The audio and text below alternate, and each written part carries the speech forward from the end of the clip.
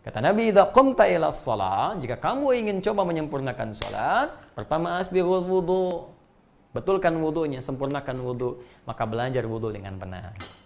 Ini mohon maaf karena ini pelajaran tafsir, bukan pelajaran fikih, jadi saya belum bisa masuk kepada bab fikih. Nanti kalau terlampau lebar kita, ini kajiannya nggak akan pernah selesai.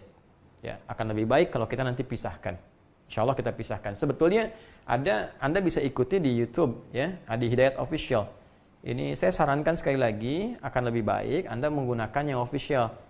Ya, karena nanti ada yang suka ngambil potongan-potongan terus ditampilkan, kadang-kadang watermarknya juga dihilangkan dan sebagainya.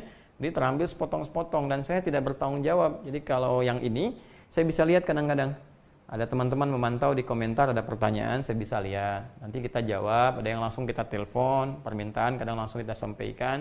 Ya tidak harus kita publikasikan juga untuk menjaga niat kita, ya, supaya tetap dalam koridor ridha Allah Subhanahu wa taala, sesuai usaha kita.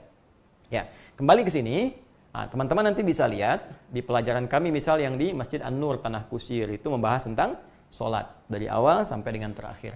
Di kajian teman-teman musyawarah, ya, itu juga yang saat di-upload itu insya Allah ada bab tentang sholat. Jadi Anda sambil berjalan saja ya. Nanti insya Allah kalau saya waktunya lebih luang, saya akan mulai coba berikan pelajaran spesifik khusus seperti ini tentang fikih sholat. Di poinnya, kalau ingin sempurna, sempurnakan wudhu. Nah, jadi nanti teman-teman belajar fikih wudhu yang betul. Qurannya dibuka. Apa kata Qurannya? Quran surah ke-5 Al-Maidah, kan ayat ke-6. Itu ayatnya. Terus hadisnya apa? Turunkan tentang wudhu. Ya, pelajari baik-baik air yang digunakan, berapa yang pokok yang dibasuh, tambahannya bagaimana, sempurna seperti apa. Sempurnakan ini. Ya. Yang paling menarik, Nabi menyebutkan wudhu dulu sebelum sholatnya. Padahal orang itu sudah sholat. Khalad tadi.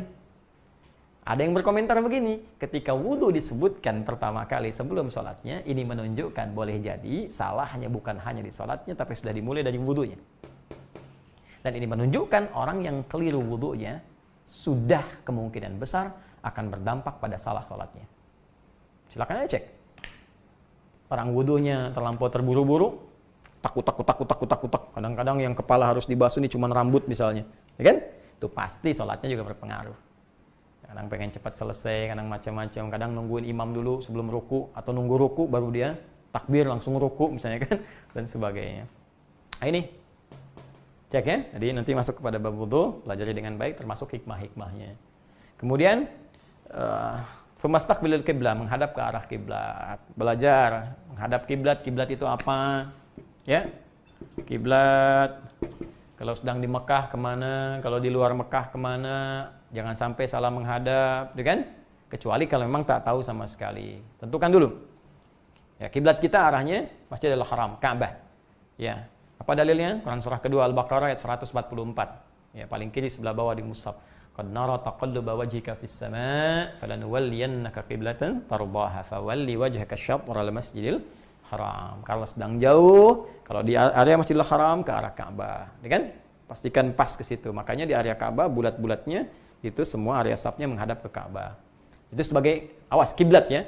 Kiblat itu acuan, bukan objek sembahnya. Awas jangan keliru. Salah kalau menjadikan itu sebagai objek sembah, itu bukan. Itu kiblat. Beda antara objek sembah dengan kiblat. Yang kita sembah Allah Subhanahu wa taala. Kiblatnya supaya kita semua rapi, ya, indah terlihatnya, nyaman menunaikan, maka ada kiblatnya. Baik. Walaupun, apa buktinya bukan itu yang disembah, walaupun Ka'bahnya nggak tahu kemana, kita bisa menghadap Allah yang menemukan kita. Itu yang disebut di Quran surah kedua Al-Baqarah ayat 115.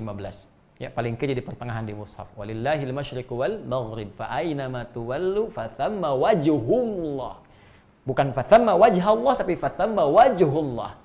Milik Allah timur dan barat. Kalau Anda sedang menunaikan sholat, tak tahu di mana kiblat, nggak ngerti, lihat posisi matahari nggak paham, menghadap ke arah yang Anda yakini, Allah menemukan kita.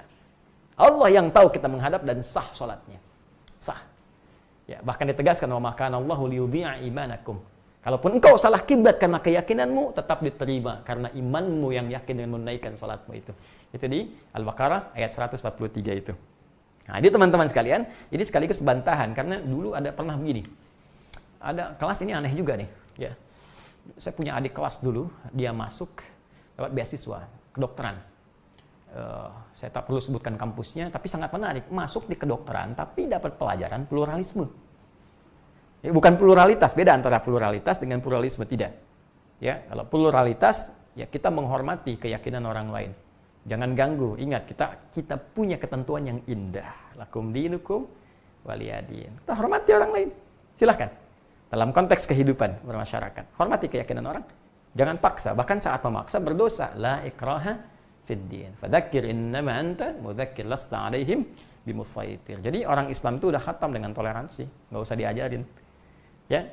Karena sudah khatam dengan itu. Jadi kalau ada yang menyalahi, ya dosa dia. Jelas ya? Nah, tapi kalau mengatakan semua agama sama, menuju pada Tuhan yang sama, caranya beda-beda, nah, itu yang keliru. Ya, itu sudah agama baru itu. Saya katakan itu agama baru. Ya, karena semua yang berkeyakinan pasti yakin yang dia yakin itu yang paling benar. Wajar kalau orang Islam meyakini Allah Tuhan saya ini yang paling benar. Wajar, karena setiap yang yakin akan mengakui yang dia yakin itu yang paling benar. Makanya kita menghargai keyakinan orang, tinggal masing-masing bertanggung jawab kepada Allah Subhanahu wa taala saat dia berpulang.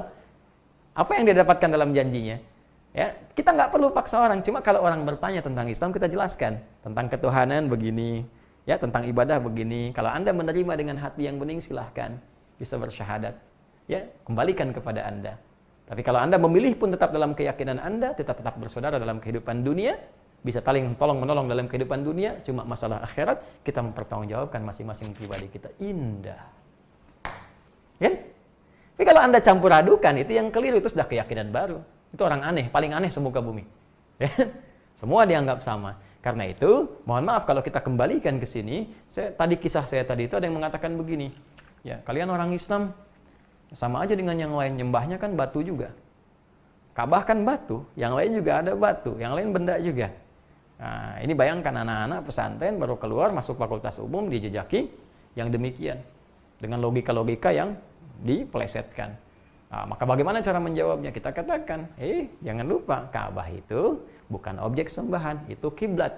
Orang itu mengatakan yang lain ini juga kiblat, kita berbeda. Sekalipun Ka'bahnya tak kita temukan, Ka'bahnya tidak tahu, Ka'bahnya bahkan tidak ada, tetap yang kita sembah hanya Allah Subhanahu wa taala. Walaupun Ka'bah tak diketahui arahnya atau bahkan tidak ada sama sekali, tapi Allah yang menemukan kita. Jadi kita tidak bergantung kepada Ka'bahnya, kita bergantung kepada Allahnya. Hanya ini menunjukkan bagaimana serasinya kita beribadah menghadap pada satu arah yang sama. Itu poinnya. Jelas? Ya, kalau ketemu orang liberal, jangan banyak pakai dalil, terlalu capek. Ya, balikan dengan logika yang sederhana. Saya pernah ditanya orang liberal, Ustaz, bukankah sholat itu mencegah perbuatan keji dan mungkar? Ya, saya bilang. Oh, kalau gitu saya nggak perlu sholat lagi ya. Wah, ini ada keangkuhan tuh. Ya, ekspresinya juga gitu. Berarti saya nggak perlu sholat lagi. Kenapa saya bilang? Karena saya sudah bisa mencegah perbuatan diri dari perbuatan keji dan mungkar. Jadi kalau saya sudah bisa membebaskan diri dari perbuatan keji dan mungkar, saya nggak perlu sholat lagi dong ya.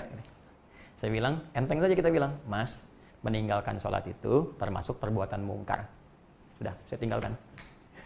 Artinya kalau Anda nggak sholat, Anda masih mengerjakan perbuatan mungkar. Selesai. Nah, kenapa nyambungnya sampai ke situ ya? Nah, ini kiblat. Oke. Kemudian setelah itu baru Nabi ajarkan dari mulai takbir sampai dengan salam. Ya, dipelajari dengan lengkap. Ya, poinnya kalau kita belajar tafsir, poin tafsirnya adalah jika Anda ingin menunaikan sholat, jangan sholat sembarangan. Tunaikan dengan sempurna, caranya pelajari setiap aturan-aturannya. Itu poinnya. Ya. Nah, kalau mau lebih dalam lagi, lebih tinggi lagi, nanti ayat-ayatnya banyak. Bahkan di antara yang sempurna itu, salah satunya memahami setiap bacaan-bacaan sholat yang kita bacakan. Mohon maaf, jangan-jangan selama ini ada yang sholat tapi tidak mengerti apa yang dibaca dalam sholatnya. Bagaimana bisa khusyuk? Ruku nggak paham yang dibacakan, sujud nggak ngerti yang diungkapkan, bagaimana bisa khusyuk?